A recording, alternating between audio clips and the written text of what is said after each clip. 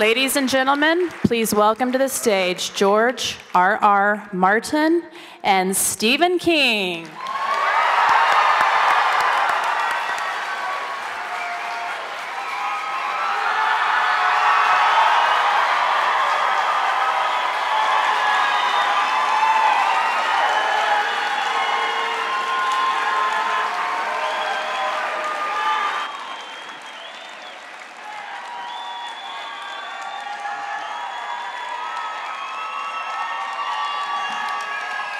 Thank you.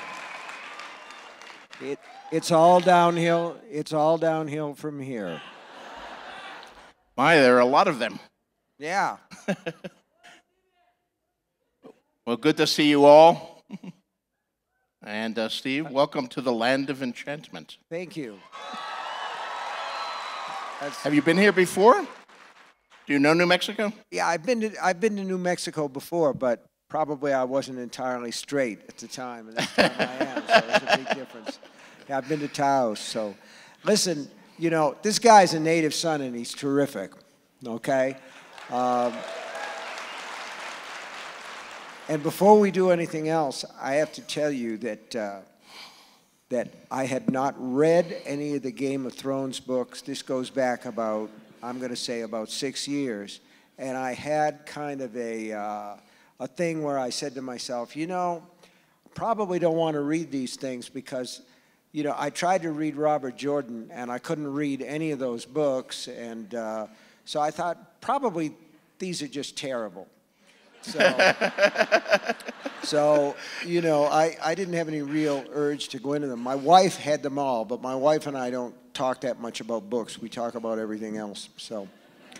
So here's what happened. I was down in Florida. I don't want to go there, but we turned 65 and it's the law. So we're down in Florida, and I drove down, and we were having dinner with some friends when we were down there, and I started to have what I thought was a cramp underneath the left knee, and by the time that we got back to our house, I could barely walk, and I just had to kind of pull myself up the stairs. And pretty soon it was all down my leg and up to my hip and everything, which scared the shit out of me because I'd had an accident before where some guy hit me with a van, and that was on the right side, and this leg is not as strong. So I went to the doctor, and the doctor said, well, you're getting on in years. You have sciatica. And I said, how long is this going to last? And he said, it will go away when it goes away. And sciatica is this weird thing. Usually if you have a back problem, it's in your back. But this was in the leg, and somehow it's worse when you lie down. So I couldn't really sleep, and I had a book that I was supposed to record. We were in the Sarasota area, and I had to go to Bradenton, and it hurt to drive. Everything hurt, and I couldn't sleep. So one night while I'm awake, I'm saying to myself, well, I'll try one of these fucking George Martin books and see if this thing is any good. And it just carried me away. It just carried me away. The books, which are what books are supposed to do. And what I had not expected, the last thing I had expected from those books is what page turners they are, you know, and I just got lost. And so when I couldn't sleep at night, I read the books, and then when I had to go and record this thing, I had the audio versions, and I'd plug in the CDs in the car, and they saved my life, man, so thank you. Well, I'm glad, because you've written many terrific books since. It would have been a shame not to do that. Steve and I actually knew each other back in the old days, by which I mean like the 70s and the early 80s. In those days, he used to go to science fiction and fantasy conventions, where you know, we would run into each other at the World Fantasy Convention. We played poker together. We played poker together in a St. Louis convention, Archon. Nickel, dime, quarter. And I learned then a valuable lesson. You cannot bluff Steve out of a pot, even if you raise a whole quarter. He just called all my bluffs. But well, welcome back to New Mexico. It's great to be here. And you're here with the concluding book of the Mr. Mercedes trilogy. Right. And you know, I got to say that I'm doing this with George now, and like last month, George did a conversation like this with my kid, Joe Hill. His name is actually Joseph Hillstrom King, but he didn't want to be. He didn't want to feel that he had made a success or whatever on my coattails, so he wrote under this pen name. And he's got a book that is currently on the New York Times bestseller list. It's called The Fireman. It's terrific. Yeah, it's amazing. An amazing book. An amazing book. And at the Jean Cocteau Cinema in Santa Fe, we still have signed copies. Yeah. So drive up to Santa Fe and get an autographed Joe Hill. That's right, and it's terrific, and you should buy it, but you should buy my books first because I'm older, and I'll die sooner, so there. What do you want to talk about, George? Joe was a great interview. Actually, I'll start with an embarrassing story that Joe told me. So when your name somehow came up in conversation with Joe, I think it was before he made us all play kazoos. We're not going to make you play kazoos, by the way. So you can. I guess we've disappointed them. We should break out the kazoos. Yeah. And I got a kazoo story I got to tell. But Joe said that you and your wife were old hippies. And when he was growing up, every once in a while, you would cheerfully announce, "Tomorrow is Naked Day." And then he and his siblings would have to cover their eyes as you and Tabitha walked around the house all day naked. Yes, I've heard that story from Joe many times. It's not true. And that story tells more about my son's ability to fantasize than anything else. No, it isn't true. I got to tell the kazoo story. Joe handed out kazoos because he wanted to get people involved and do a sing-along or something like that. And I said, well, maybe you can get him to play kazoos because almost everybody can play kazoos. Now, I used to play guitar with a group called the Rock Bottom Remainders. It was a bunch of, all right. There was a bunch of writers, and we also had one part of this group that was called the Critics Chorus. They were rock and roll critics, and they were very literate. And the thing that I found out about critics, and I think that we sort of intuit this, is that rock critics can't play music and they can't sing. They really can't do anything. And we had one guy, Joel Selvin, who was a critic for the San Francisco Chronicle, and we did a song by the Trogs, Wild Thing. And it was the perfect song for the Remainders because it has 3 chords, E, A, and D, and, you know, it just sort of repeats. But in the middle of the song, the pop song, there was a kind of a sweet potato or ocarina solo, kind of a tootling little thing. And Joel Selvin really wondered what was going to happen with that. He was very worried about it. Finally, I said, Joel, why don't you do it? You do it on a kazoo. You just play the kazoo. Anybody can play that. And when the time came, Joel got so fucking excited that nothing came out. He blew so hard that it just wheezed. And but it was like Foghorn Leghorn in the comics. You could see the red going up his head. And it made me feel good because he was, after all, the enemy. I mean, as long as we're talking about Joe, you know, both Joe and your other son Owen are themselves writers, so you have a whole family tradition here. Is that something that you wanted them to do, or was it the reverse, where you say, sons, whatever you do, don't become a writer? No, I mean, do you yourself, was your father someone who encouraged you to be a writer, or your parents, were they readers? Was this something, a family tradition? Well, I don't know. I think that there is a genetic, you know, component to this, and it isn't just the boys. my wife has published 5, 6 novels, and including, I'll tell her you said that. Including one called Small World, which is kind of like a little bit like the Richard Matheson book, The Shrinking Man. So they get it from both sides, and my father was a writer who submitted a lot of stories to the pulp magazines like Argosy and Blue Book, but none of them ever got published. So, no, I mean, Tabby and I, the thing is, like, our kids grew up in a house where there were books everywhere, you know, and there was TV, movies. We never really, you know, censored their TV watching or said you can watch for an hour and then you have to do your studies or whatever. I think that the best way to teach kids isn't by laying down a lot of rules and that shit, but giving them an example and just, you know, and so the books were there. And the thing is, too, you know, going back to Joe again a little bit, was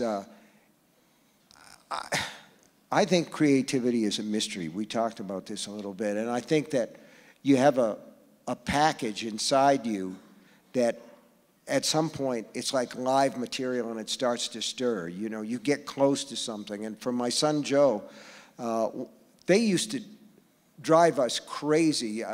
My wife called when Joe was 4 and our daughter Naomi was 6.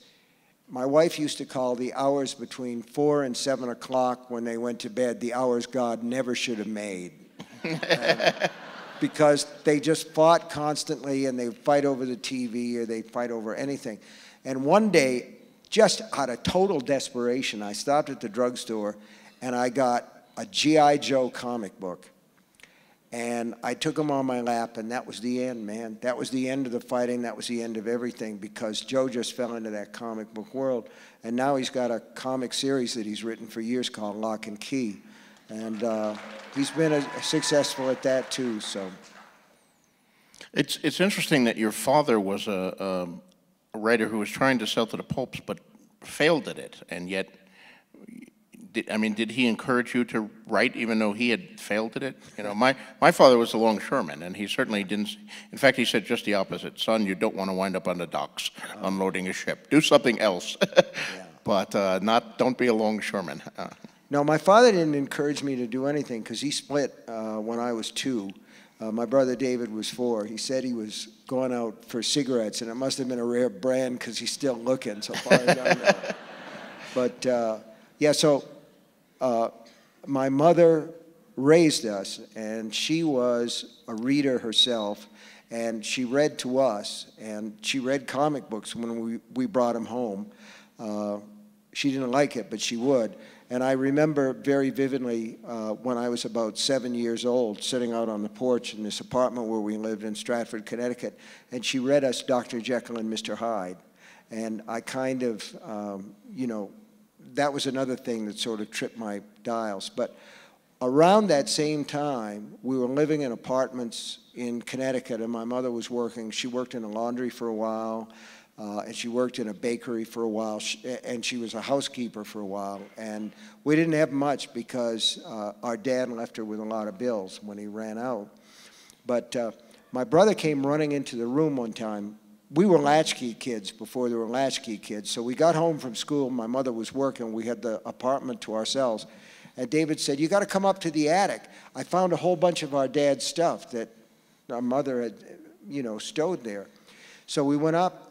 And there were boxes and boxes of stuff. He was in the Merchant Marine, and there was stuff from overseas, and there were little, you know, Japanese dolls, and there were drink coasters from foreign places, ports of call, as they used to say. And there was a box of books, and they were paperbacks, and the one on the top was The Thing from the Tomb by H.P. Lovecraft. And when I saw that, I said, "That's really scary. This is what I want to do." So, well, I think you've done it.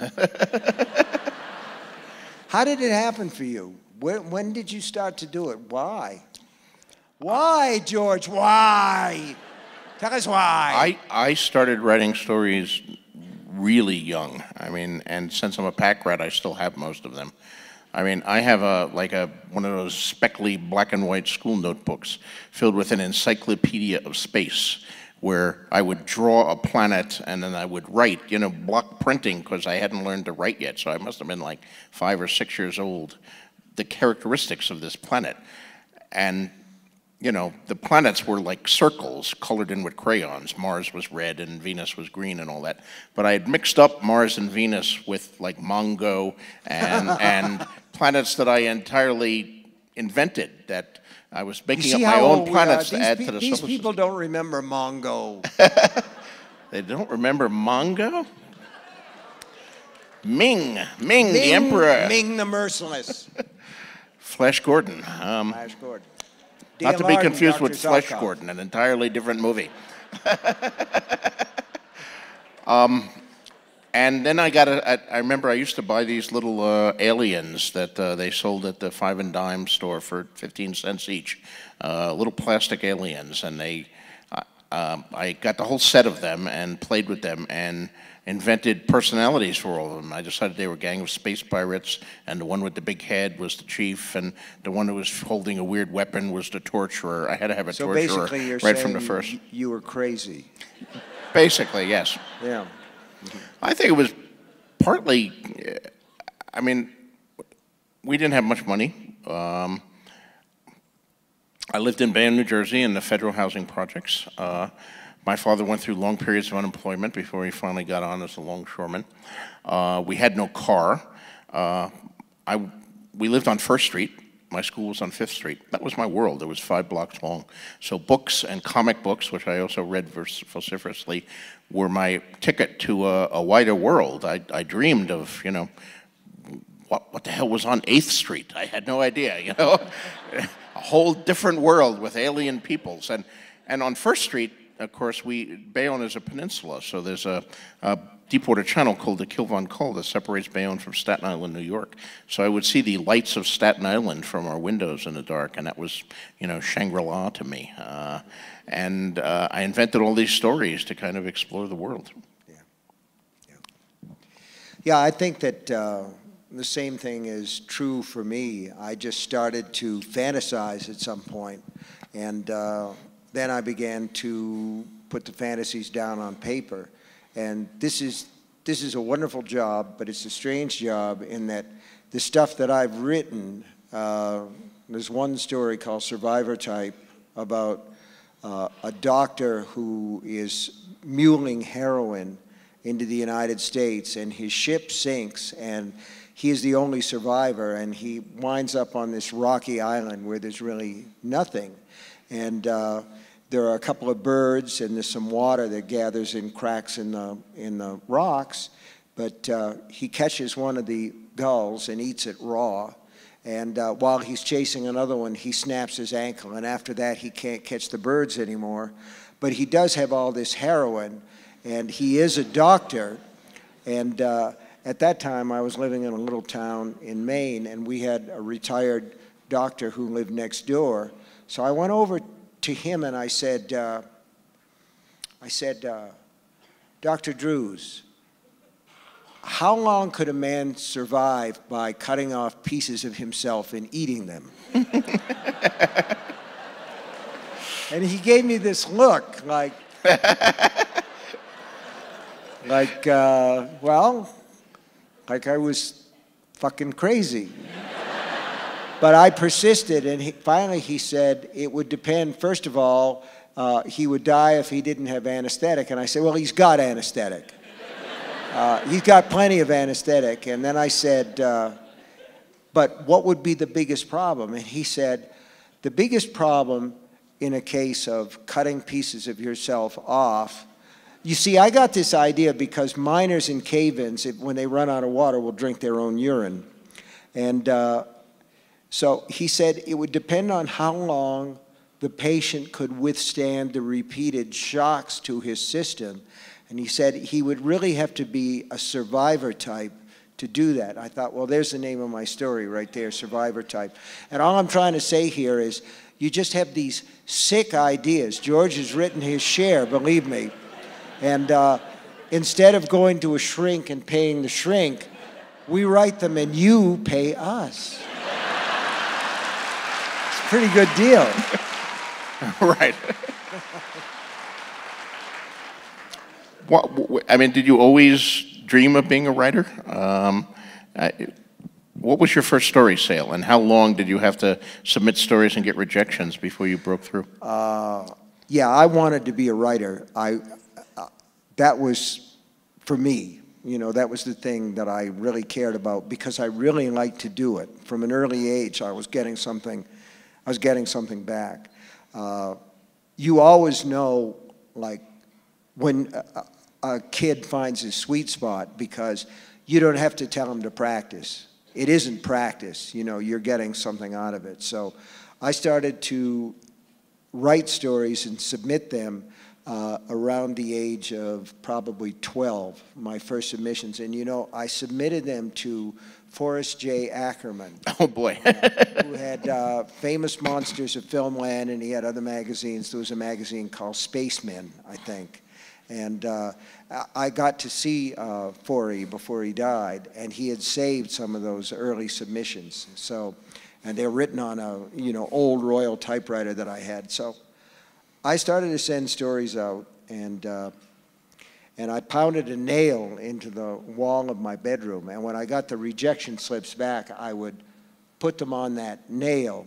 And by the time that I was 16 or 17 years old, the nail tore free from the plaster, so I just got a bigger nail. And then when I was 19, I sold a story to Startling Mystery Stories. It was called The Glass Floor, and they paid me, like, I think, $35. That was my first sale.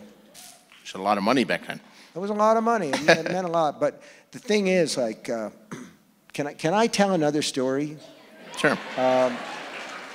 I sold 2 stories to those Robert Lowndes magazines, Startling Mystery Stories. Right. I remember them. There was another one, Tales of Horror and Suspense or something. They were small checks. So when I was a senior in high school, in college rather, I wrote for the campus newspaper, and one of the big attractions was they had all these typewriters, and my typewriter in the apartment where I lived basically sucked a bird. So they had these typewriters, and just before I graduated, I had an idea. I'd worked the summer before in a woolen mill, and when 4th of July week came along, the foreman said, we're going to shut down the mill for a week. Now you have your choice. Either you can take the week off without pay, or you can join this cleaning crew. We're going to go down and we're going to clean the basement and the sub-basement where nobody's bothered to clean anything out for years. So I took the week off, and when I came back, this guy I worked with in the dye house said, oh man, Steve, you should have been there. It was far out. They gave us hoses, and we went down there, and there were rats everywhere, man. They were jumping out. They were as big as cats, and we washed them down the gullies and, you know, into the Androscoggin River. So I was thinking about this, and I said, I'm going to write a story, but in my story, there's going to be even bigger rats, and they will have mutated down there in the dark. They're going to be as big as cats. They're going to be as big as dogs.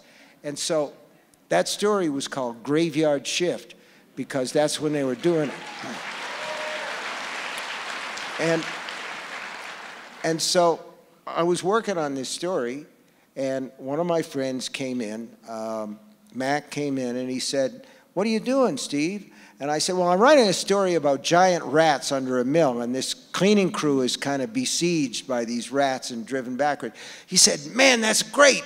He said, what you got to do is, like, one of these guys goes crazy, and he's running around, and he's ripping rats' heads off, you know, and flinging the bodies beside and everything. And I thought to myself, it's good, but it's not literary, okay? It doesn't have that sort of, like, feeling, that kind of, like, John Cheever, John Updike kind of feeling of. So what I did instead of that was, because he was on the right track, he wasn't shooting high enough.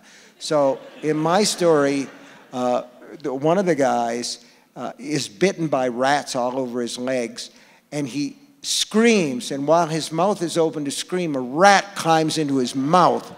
And I just wanted to try and, do it as elegantly as possible. So you can feel the rat's fur on the roof of his mouth and the legs scrabbling at his chin and his throat as the rat grabs hold of the guy's tongue and rips it out of his mouth.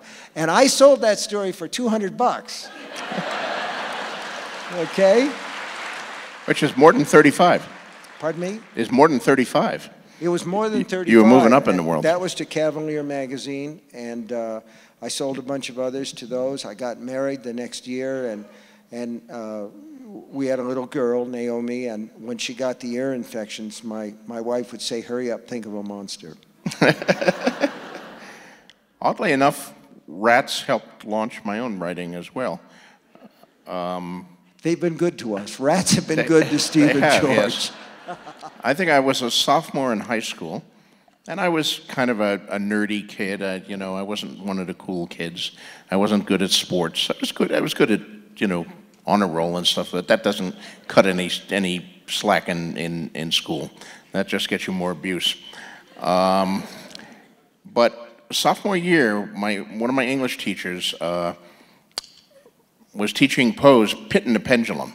And he said, this story has a terrible ending. If you remember that story, the guy's in the pit, the pendulum's coming lower and lower, and then suddenly in the last paragraph, trumpets sound, and the pendulum pulls up, and he's saved. The Inquisition is in the hands of its enemies, is the last thing. And my English teacher said, this is a classic example of the Deus ex machina. So our assignment was to write a better ending for the pit and the pendulum. Oh, boy. So I wrote an ending where the rats came out and ate the guy, and they ate his cheeks, and they ate his toes, and they ate his face, and the pendulum cut him in half, and he died horribly, screaming in horrible pain. I thought it was a much better ending than the one that Edgar Allan Poe came up with. It has a certain uplift to it, I feel. It does. But what was the real boost for me is the teacher liked it too, and he had me read it to the class, and suddenly all these kids who'd never thought much of me thought I was the coolest kid in class, man. Wow, what a great story. The rats ate the guy. They loved it. And I said, well, I got to do more of this writing stuff. It's really, it's really pays off. Yeah. That's pretty much my experience with it too. And one of the things it's funny is, we do this, we talk about these things, and you guys all laugh and applaud, but later on, when you get home and you're in the dark, it's not going to seem so funny then. I've always taken to heart some of the stuff you wrote in your first book about writing, Danse Macabre, which I was totally engrossed by. I thought it was an amazing book. Terrific, thanks. And you talked about how you strove to create terror in your stories. But when you couldn't create terror, which is very hard to create, you settled for horror. Mm-hmm. And when you couldn't create horror, you settled for gross out. Right. What I said was, I'm not proud. And, I took that to heart and adopted that kind of philosophy myself. And I can still see all that going on in your books. I think the rats in the mouth are probably the gross out, would you say? Yeah, I would say that's the gross out. And probably the survivor type story is a gross out too. But there are other things where I think it sort of depends on the story and what you want to put across in there. I did a book called Full Dark, No Stars. Thank you. Those are nasty stories in there, and one of the stories is called A Good Marriage, and I got sort of fascinated by Dennis Rader, who is called BTK, Bind, Torture, and Kill. And he had killed 8 or 9 women over a period of years. And when he was finally caught, his wife didn't know. She didn't know that she was married to this monster, this psychosexual homicidal maniac. And a lot of people didn't believe her, but I did, and I wanted to write a story about a woman who finds out that she's married to a man who's a monster. And that was like what I would call terror, her situation there. So it varies from story to story. But I don't necessarily think that the gross out is a bad thing. No, it's fun in odd ways. The rats have done very well for both of us. Yeah, I would say so. There are plenty of gross out moments in your books, George. Well, there are, yes. Yeah. Although I've never done shit weasels as you did in Dreamcatcher. Yes, shit weasel's not one of my finest accomplishments.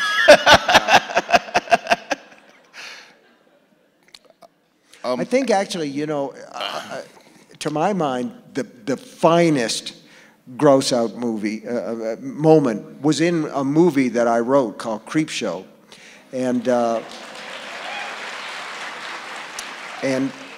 E.G. Marshall was in the movie, and he played a guy. There was the last story in the Creepshow thing was called "They're Creeping Up on You," and this was a guy who was deadly afraid of bugs.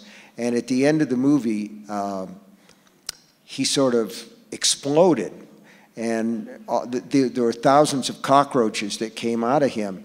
And Tom Savini did the special effects for that movie. And I had also, well, I'm not exactly unproud or humiliated. I played a character called Jordy Verrill in that movie. And to this day, fans come up to me and say meteor shit. Which I just did. So, but at the end of the Jordy Verrill story, Jordy, who is growing and becoming a weed at that point, blows his head off, what remains of his head, with a shotgun. And so I had to have a full head mold made of my head. And it's a very uncomfortable experience. They give you a straw that you can breathe through, and you have to sit there for about a half an hour while it hardens. So you think about like a CAT scan or an MRI, only spread all over your head. And it was a creepy experience. So E.G. Marshall comes in because he had to have one done too. And I thought to myself, I'm going to watch this because this guy's going to freak out when he gets this plaster all over his head with just the straw. But he was just as cool as a cucumber about it. And the thing is over his head, and he's got the straw out of his mouth. And we're in the makeup room, the special effects area, and E.G. Marshall raises his hand, and he goes like that. So Tom knew what he wanted, and he got a pad of paper, and he put a pencil in E.G. Marshall's hand, and he's all covered with plaster down to the neck, and I'm watching as he writes, B-O-U-R-B-A-B-O-N,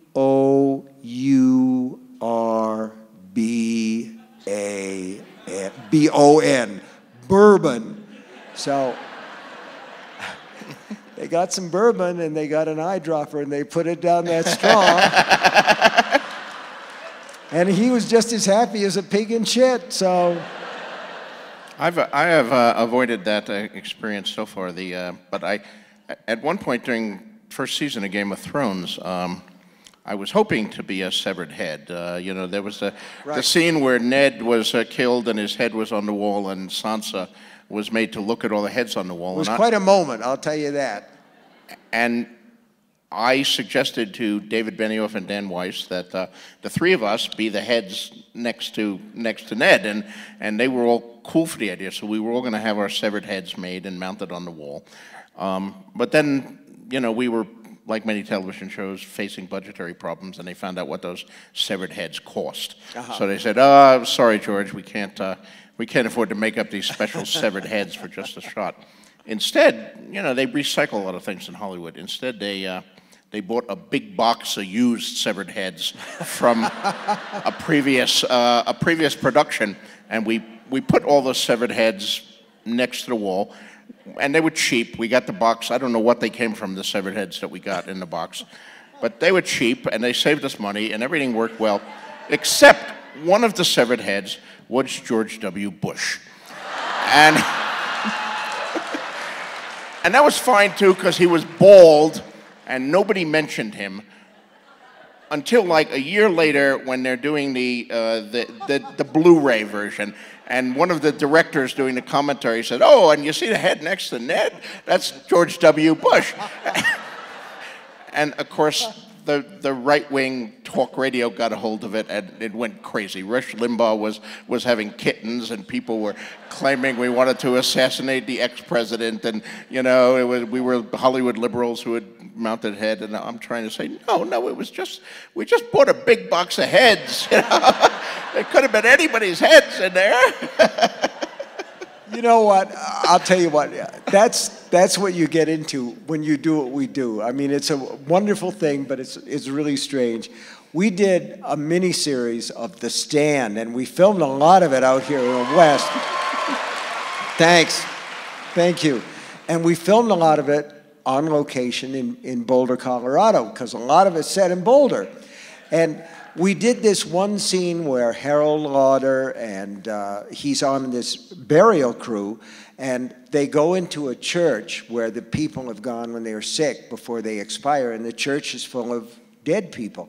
So we needed to fill a church with dead people, and the director, Mick Garris, had a call in to some special effects people that he knew that had worked with a couple of other directors who'd done zombie pictures.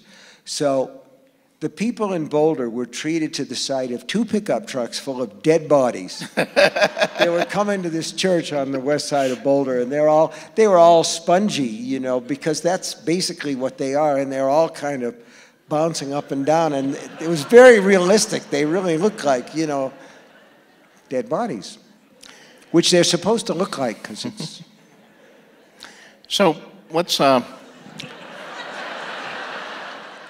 about something a little more serious for a moment here. Let's talk about a little bit about End of Watch and the Mercedes thing here. Your villain, and you guys haven't read it yet, but it's terrific. I think you'll like. I hope you've read the first 2. If you just picked up this book here, you have 2 more to read before it. That you have to read them in the right order because it's a trilogy, starting with Mr. Mercedes. There you go. Buy them all and give them to your friends. And Mr. Mercedes begins with Brady Hartsfield, your villain, who's a pretty villainous villain, driving his Mercedes through a crowd of job seekers who are lined up, poor people who are trying to get a job at a job fair. They've lined up and killing a whole bunch of them, crippling and injuring many more. A completely unmotivated act of random violence. And of course, all of us have this in mind these days in light of just what happened in Orlando. And yes, the situations are different. Brady Hartsfield used a Mercedes, and the shooter in Orlando used a semi-automatic weapon and had allegedly motivations, political motivations, ISIS, hate crime motivations, hatred of gay and lesbian people. But it seems to me that there's a similarity there, this just desire to kill people, perfect strangers who have never hurt him or done anything to him, and all that. This is a really kind of dark side of the human psyche. Mm-hmm. Yeah, I got the idea originally, the kernel of the idea that became Mr. Mercedes came to me. I was driving up from Florida, and I make that drive by myself, and it's a place where I sort of recharge and listen to a lot of rock and roll and a lot of alt country stuff, and just kind of let my mind go in neutral, and it goes where it's going to go. And the first night after I left Florida, I stayed in South Carolina, and there was a story on the local news about a woman who had driven her car into a line of job seekers at McDonald's. Now, this was just after the economy cratered in 2008,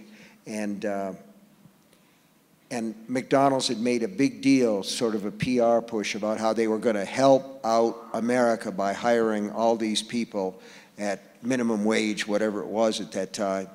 And the story was that this woman had found out that her boyfriend was cheating on her with an outside woman, and that this outside woman was supposed to be at this job fair, and by God, she was going to take her out. Well, she didn't take her out, but she did take out a whole bunch of other people. And I thought, there's a seed here, there's something here in this act of almost random violence that I want to write about.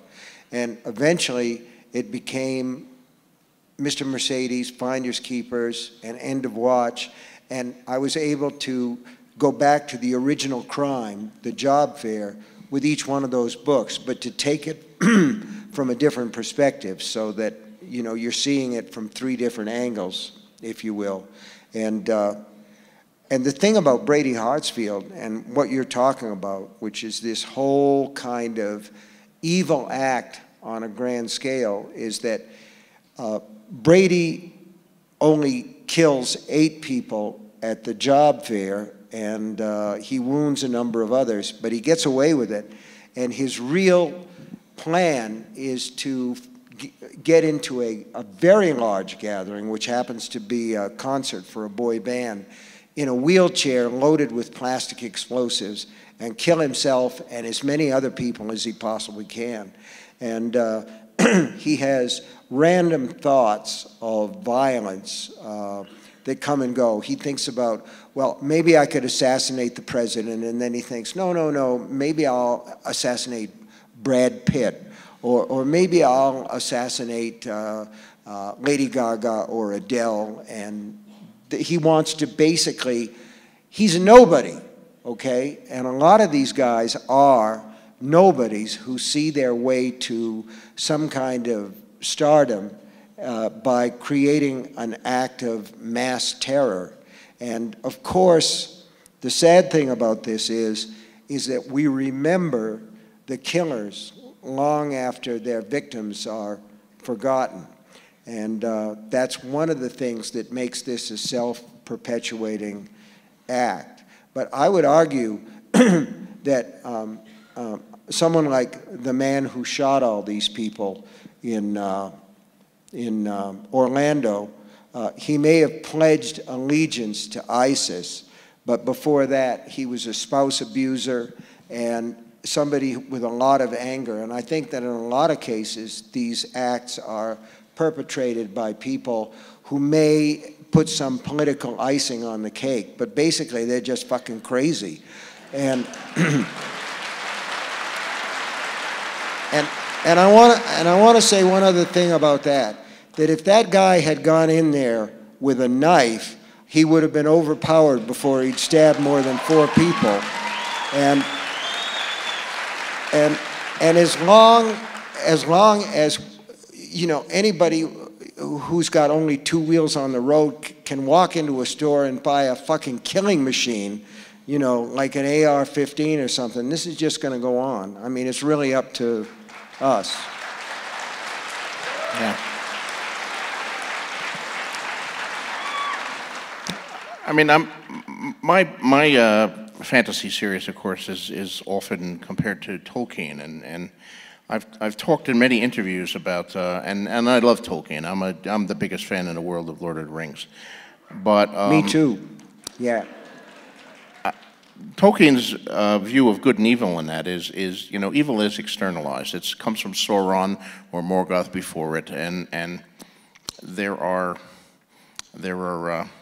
you know, orcs who are absolutely irredeemable, and you know, the good people get together and stop the orcs, and most of the good people are good. I've always been more attracted to gray characters, and I've said in many interviews, well, I do think the battle of good and evil is a great subject for fiction, but in my view, the battle for good and evil is waged within the individual human heart, and it's our decisions. We're all partly good and partly evil, and we make decisions every day, and we may do a good thing on Wednesday and then an evil thing on Thursday, or a selfish thing, and it's all very complicated, and that's kind of the approach that I've taken.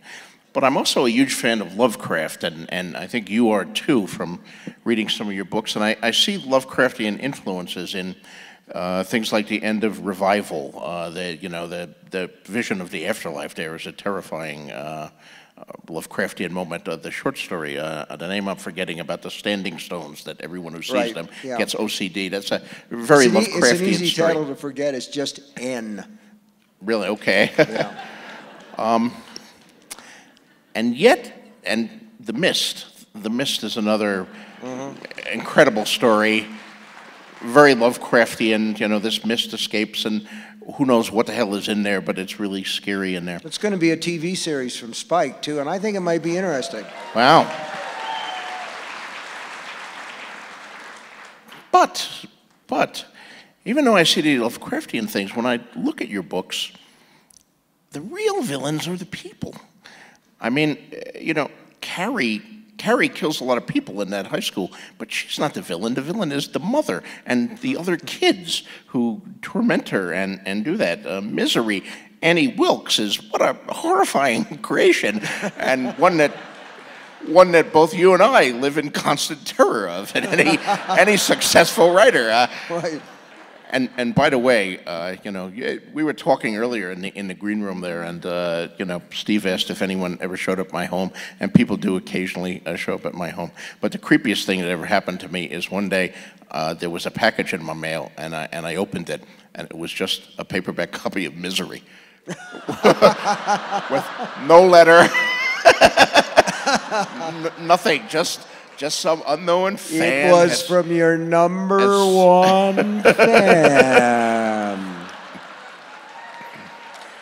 I mean, Under the Dome, maybe you could say the aliens are the villains who've trapped it, but it's really the horrible, ordinary people under the dome who start doing these incredibly horrible things to each other. And Brady Hartsfield is a very clear and vivid example of that. Just a human being who's, The Mist is another one. I mean, there's the Lovecraftian monsters, but it's the crazy religious woman in the thing who really makes things 1,000 times worse. So, I don't know, what are your views on the nature of evil? Is there an external evil in the universe? Is it Sauron or Satan or Cthulhu? Or is it our own fucked up human natures? It's interesting because you're right. There's no Sauron in the Thrones games. I mean, the evil weaves itself in and out the same way that the good weaves itself in and out of the characters. And one of the things about the thing is, I wrote a series of books called The Dark Tower, and those books were all done. Basically, the 7 Dark Tower books are one long novel that never got edited because they were done either as short stories or they were done as limited editions from Donald Grant Press. Nobody edited them and nobody copy edited them. So I went back and I revised the first one, and I really need to go back to all of them. And one of the things in there that to me is a problem is my version of Sauron was the Crimson King, and you see this mark, the Eye of the King, all the time. That's outside evil, and in a way, outside evil is a more comforting concept than, the idea that the devil made me do it is a way of shucking responsibility and saying that I'm not there. So I think that we all understand that evil is inside a lot of people, and yet at the same time, I think that what a lot of, and I'm not expressing this very well, but what a lot of horror fiction does and what a lot of fantastic fiction does is it allows us to grapple with the outside evil that strikes us. You get a call on the phone that says, your cousin is dead because he was in that Orlando nightclub. Or you get a call like in the thing that makes End of Watch start. You get a diagnosis from the doctor that says you have cancer and you're probably going to die within the course of 16, 17 months because this thing's just gone too far, and it's the kind that's, in the book it's pancreatic cancer. And it's not a spoiler really because it's on page 9, for Christ's sake. So, So don't yell at me. I hate this thing about spoilers. Wow, wow, wow, you spoiled this, you spoiled that. You can't spoil a book. Jesus Christ, it's a story. I mean, you go in there to have the experience. It isn't like, you know, getting a G.I. Joe from the, you know, in your cereal box or something. I told you I'm not is the sled. I'm not expressing that very well. So there are two kinds of evil. There's inside evil and there's outside evil. And I think that when we have the stories like, you know, N and the Lovecraftian stuff, we're trying to cope with the sort of things that happen in our lives that are bad things that we don't understand. Mm-hmm. George, we're going to have to wrap this up pretty soon. Is there anything that you've always wanted to ask me? Because, George, I will. Yes, there is something I want to ask you. All right. How the fuck do you write so many books so fast?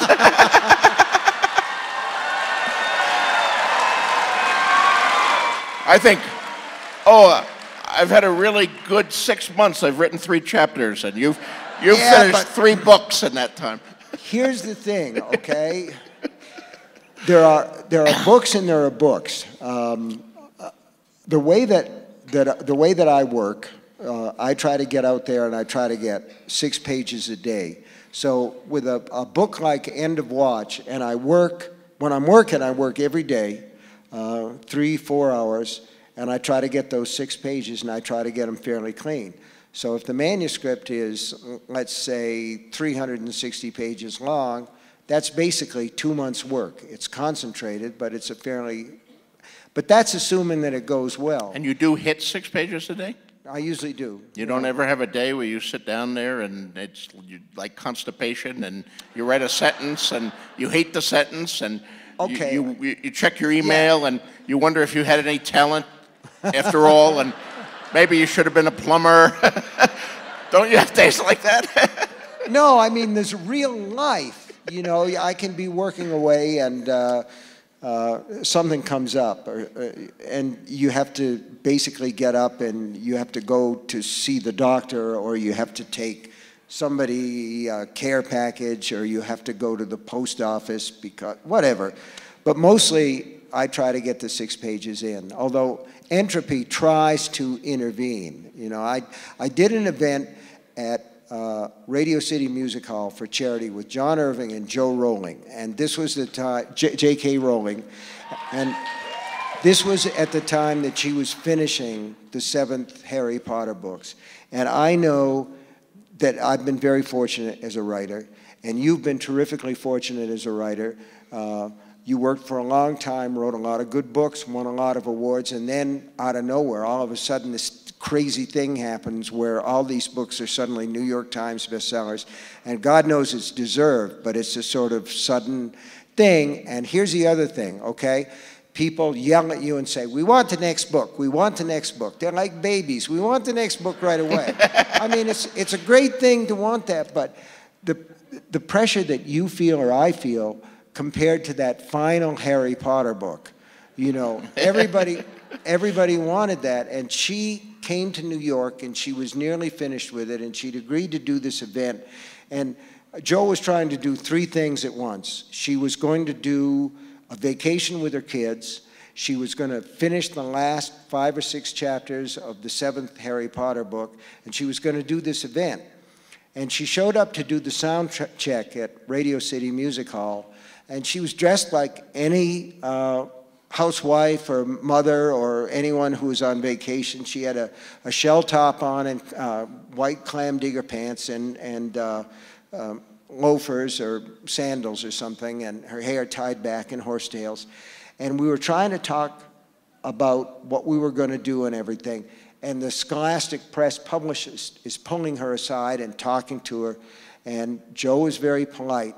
But when she came back and talked to me, she was really, really angry. And what she said was, they don't understand what we do they? And I said, how can they understand when we don't understand? All too true. Yeah.